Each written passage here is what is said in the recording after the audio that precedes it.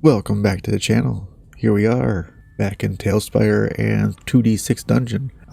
Realized I probably should be saying this at the start of every video, but 2d6 dungeon is created by Toby Lancaster. That is not me. I am just playing the game. His link is in the description. Go check out his channel to learn more about the game. I am cutting out a lot of the dungeon creation portion of it for video editing to make the videos kind of shorter. But all the combats here, I'm still having to look stuff up in books and try to give some meaning behind what I'm doing. So here on level 3 of the dungeon, we are not at a dead end, but we're getting close. We have 2 exits here in the room that we're in. We had just defeated a mummy and a skeleton warrior, and all of our other pathways are blocked. Rather than go this way, I think I'm going to head over to this end and see about that. Alright. Let's try this again. Here we go. We're going to enter into this space. And like the last one, there's another pillared area.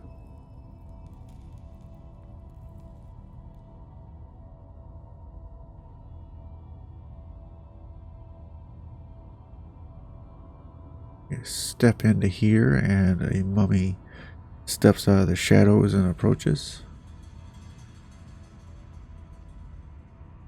We're gonna go ahead and use our throwing axe. Something I haven't done and I was reminded of using it. The way this works is when I throw it, I roll 2d6, and if I have a matching primary or secondary, I subtract the damage. Otherwise it's a hit and does max damage. So a throwing axe deals 6 points of damage normally, and ours is a +3, so it's going to deal 9 points. I gotta fix our mummy here.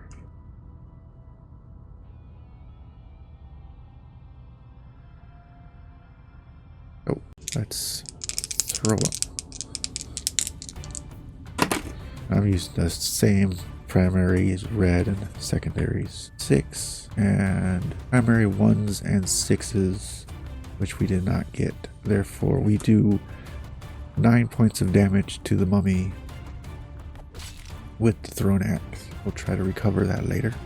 Switch over to the character sheet there, and we can start combat. First round attacking a zombie, or first round attacking the mummy, we're able to shift that 3 into a 4, make for a swing, which is not blocked by his senseless body, dealing no damage. That's not good. The mummy swings back at us. Mummy's turn. The mummy strikes us with a prime attack. And mummy's prime attack. Mummy seems less affected by your weapon. You have -2 damage on your next hit. Back to my turn for round 2. 3 and a 1 with 2 shifts. We can't really do anything. Can't make a swing out of that. Back to the mummy's turn. 6 and a 1, which is a body barrel. 3 minus 2 is 1, and we have our leather breastplate for -1 as well. That brings it down to no damage. On round 3, my turn. We have a 6 and a 2. We have 2 shifts. We can turn that 2 into a 4. We are going to suffer -3 damage, -5 damage because this is our next hit. Let's hope I actually do 1 point of damage. Come on. Nope. We got a 1.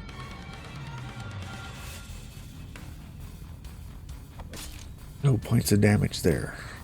Switch into the mummy's turn. He's gonna swing with a 1 and a 6, and that's not shiftable into anything. That's going to bring round 3 to an end. Round 4, my turn. And 1 and a 3. We have 3 shifts. We can turn a 1 into a 4 with 3 shifts, which would make for a swing. I'll roll the red dice this time for damage. 0 points of damage again. Mummy's turn. A 5 and a 1 is able to shift the 5 into a 6. Make a body barrel. And that is going to be 1 point of damage, minus 1 for leather breastplate. 0 points of damage from that. On to round 5 with plus 2 shifts. We're attacking the mummy.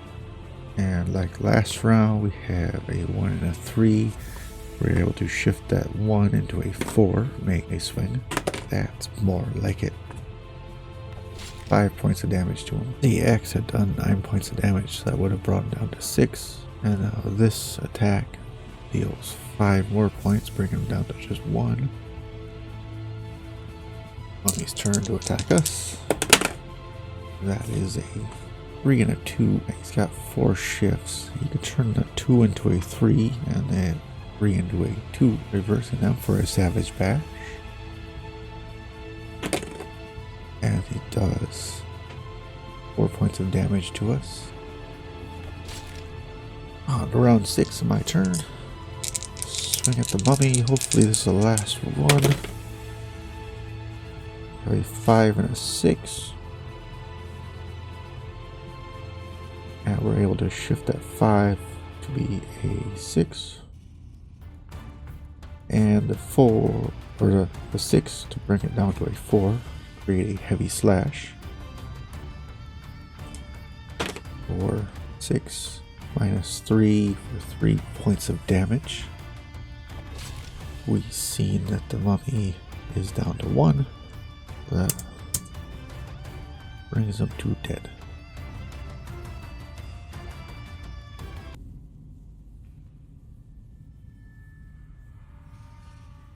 Go up here and XP, we're getting 80 points of XP because I already added 10 for a mistake I made that's been edited out. Forgot to remove the XP that I gained, so that's why there's some dungeon already made over here. I cleared them out, so that's our XP.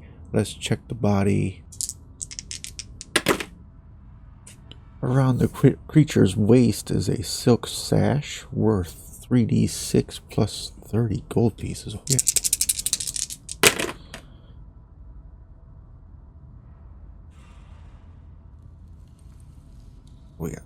We got 38 gold pieces. And hanging from the sash is a throwing axe plus 2.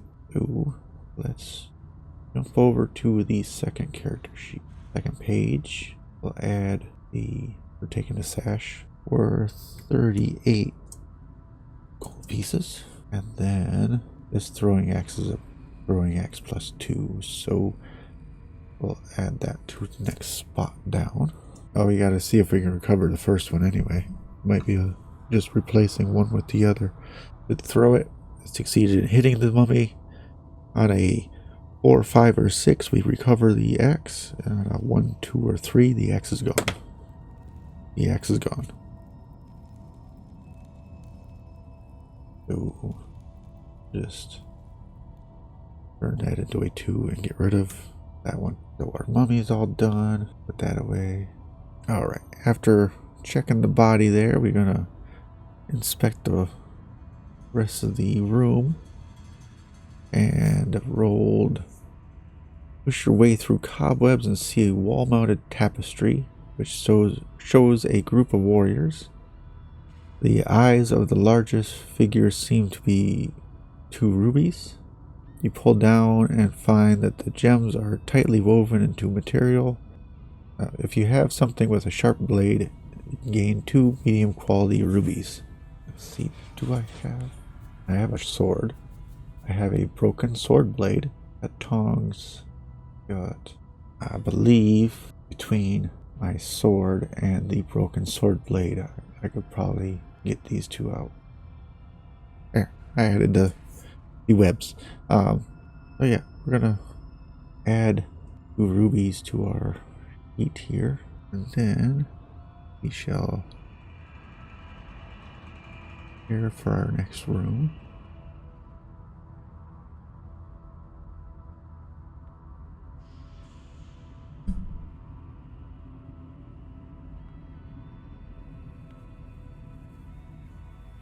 All right, we're gonna enter into the next room here. What we have is a 6x4, and there is a basin with a decorative spout shaped like a god, which I rolled in Turek. The basin is full of water. You can make an offering here, provided we have the right stuff. Ooh, we have a garnet. I believe we're gonna turn in the medium quality garnet to get a +2 or favor. We get 3 favor points. We also have black feathers. I think we can only do 1 offering at a time. That's okay. I think I'm gonna go ahead and drink my gain health potion while I'm here. That'll give me 15 health back,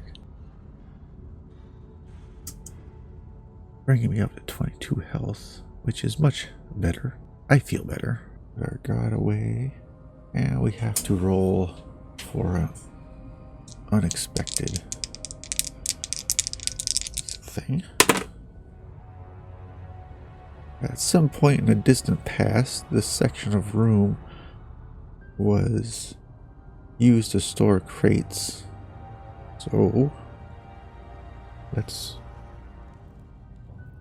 add some crates to this room. There's space over here.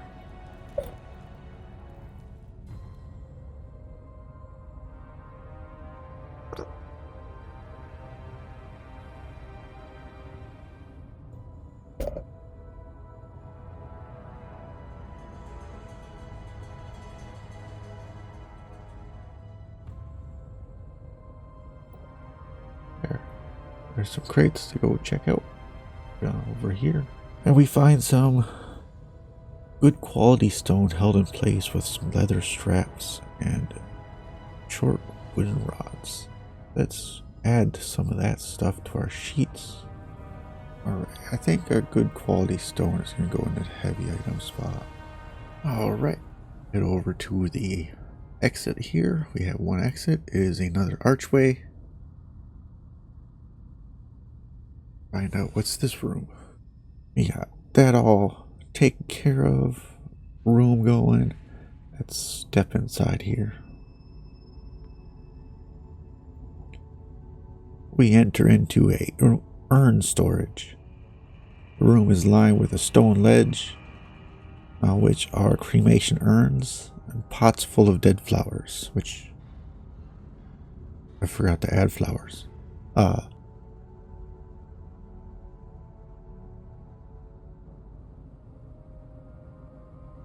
So I could search these urns, but being that they're cremation urns, I don't really want to. I think I'm just gonna continue to the next room here. And we open the door up. Enter into the next room here. What we find is a slab store. This area appears to be a place of storing slabs of stone. There are 6 large examples leaning against one wall. There's also a workbench with an old chisel and hammer and dusty wood chippings.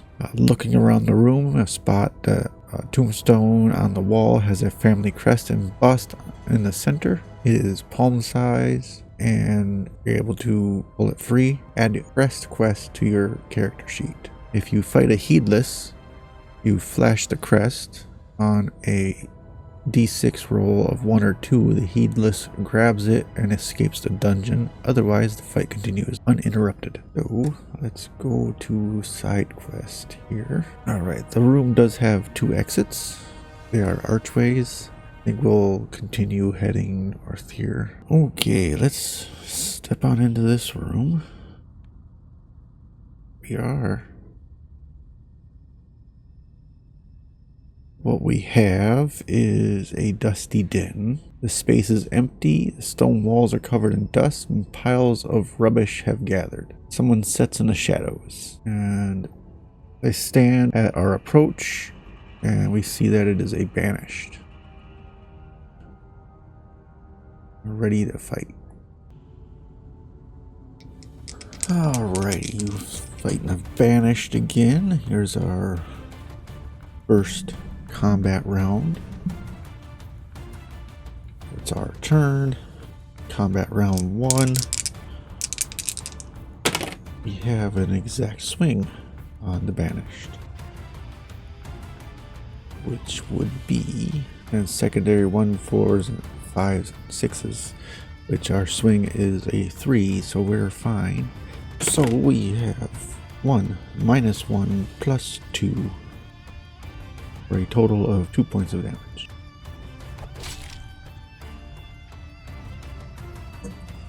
Bringing him down to 7. Banish's turn. Gonna swing back at us now with his wild scratch, or attempt to anyway. We have a 2 and a 1. Only 1 shift though, so we can't change the 2 to a 4. Back to our turn. Round 2, we get a 3 and a 1, and only 2 shifts. I can't do anything with that. Over to the banished turn. 6 and a 5.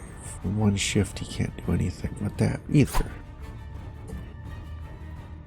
Top of round 3, our turn. Ready, go. We have a 2 and a 4. On 2 shifts, we can't do anything with that.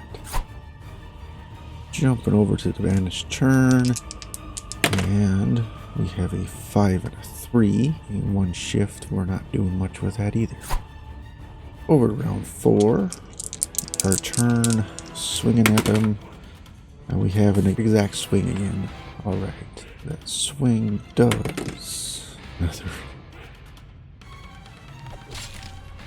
1 -1 +3 for a total of 3 points of damage. Bringing him down to 4 health. Over to the banished turn. And we have a 5 and a 4. He's up to 2 shifts now, and he can't do anything with a 5 and a 4 though. Round 5 with 2 shifts. Our turn. 5 and a 5. We can. Let's turn.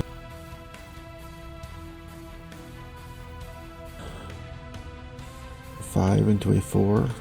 And a 5 into a 3 for a swing. There we go. About 3 points of damage on that one. Bringing him down to 1 health. The banished just turn. We have a 5 and a 4. We can't do anything with that. Combat round 6. Our turn. Banished again. With a 2 and a 4. We're able to turn the 2 into a 4. With 2 shifts, and the 4 into a 3. 1 shift. That deals 4 points of damage, bringing him to 0. Dead. Alright, we gotta do a body search on him.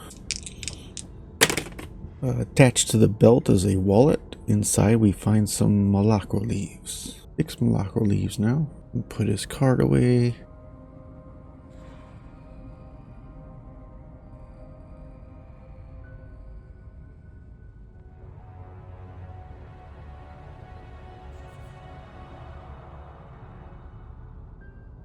Step forward and check the door.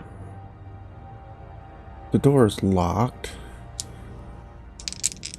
And it's locked with a lock quality of 3, which we have lockpicks. So let's do the lockpicking. Even though the lockpick is only a quality 3 and we have +2 lockpicks, We have +1 precision, and it's 2d6. Our minimum is a 7. I think that's where we're gonna call it, though. We'll unlock the door and find out what's in the next room in the next episode. Thank you for staying till the end, and have a good night.